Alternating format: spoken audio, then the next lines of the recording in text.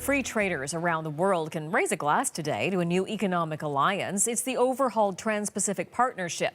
It was given a new name after the U.S. pulled out last year. Now it's the CPTPP, or the TPP-11. That 11 refers to the number of countries who've signed on, and Canada is among them. The CBC's Janice McGregor has the details. If Canada's serious about diversifying its trade, it needs new markets in Asia, and that's what the CPTPP is really about. The U.S. pulled out after Donald Trump took office, but the 11 other countries in the deal didn't let that stop them. By late October, 6 partners had ratified the revised deal, and that brings it into force today. Its second round of tariff cuts phases in almost immediately because, of course, 2019 starts next week. Years of negotiating work are starting to pay off. Here's what International Trade Diversification Minister Jim Carr had to say before leaving Parliament Hill for the holidays. We were among the first 6 nations, so we get 2 cuts in tariffs within the first few days of this agreement, and that will be very impactful. And if you talk to the producers and exporters, they will tell you what kind of significant advantage that gives to them and therefore to consumers. The most important country in this deal is Japan. It has a lot of consumers, but it's a highly protected market, especially in agriculture. Canadian beef, for example, faced tariffs as high as 39% before now. I spoke to Brian Innes, who represents grain and livestock farmers who rely on global exports. He offered this example of what they're gaining from this deal. Right now, we can ship a lot of unprocessed raw seed into Japan, but the tariffs on canola oil prevent us from value adding and shipping canola oil to Japan. If I go back for decades, in fact, it's been a policy priority of the canola industry, and so they've been gearing up and being ready for this for some time, and it's really amazing that it's finally going to happen. Vietnam is also in this deal. That's a very fast-growing and developing economy with an emerging middle class. 10 to 15 years from now, it could be consuming a lot of Canadian food and Canadian services as well, like insurance. For Canadian consumers, though, there's not a lot that's going to change in the short term, unless you're shopping for a car right now that happens to be built in Japan. The 6% tariffs on those car imports are starting to phase out now. So soon, you might be able to negotiate a better price at your dealership. Janice McGregor, CBC News, Ottawa.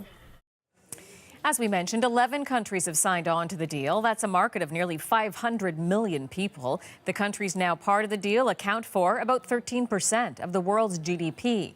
Now, the deal removes tariffs on an estimated 95% of goods. It will also create greater protection for intellectual property, and it includes provisions to improve minimum labor standards for workers in the member countries.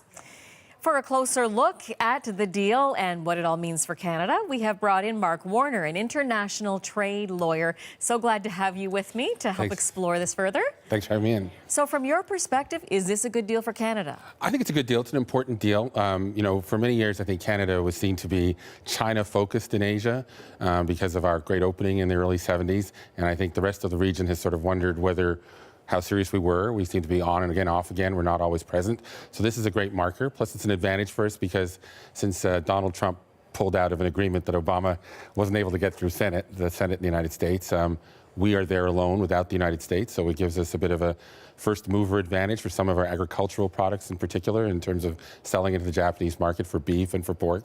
So that's an advantage for us to make of it what we will. If we are aggressive and get a presence in many of those markets, we may be able to keep it if or when the Americans come in.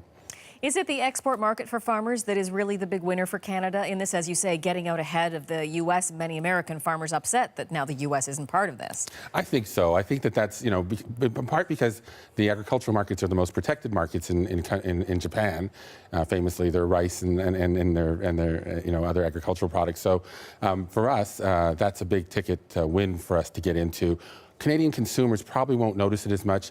We might have been able to notice some of the concessions that were made in terms of dairy, in terms of access for agricultural products, dairy products from New Zealand and Australia. But we won't notice it very much because the way the import quotas that were given, they were given to the Canadian dairy processors, which probably have an incentive not to actually distribute the lower tariffs back to the consumer. I just have a hunch. Now, we know that the Americans can, if they want to, join on at some point. Are there any other advantages to Canada right now to the fact that the Americans are not part of this deal? Well, I think, I don't really think so. I think the one thing in autos, we never really liked the rules of origin changes that were made in autos. Canada kind of went on at the last moment, reluctantly agreeing to lower the thresholds for how much of a car had to qualify as having regional value content. And we went the opposite direction in the new NAFTA, USMCA, which is probably more to the liking of our auto parts producers. So there's perhaps some advantage for having Canadian parts being shipped into Asian producers. But realistically, Japanese producers are not selling in Canada for just the Canadian market. They're selling to sell cars across the American market. So they're going to be more focused on the current NAFTA rules of origin and the soon-to-be, hopefully, USMCA rules of origin standards. So I don't think we'll see much change there.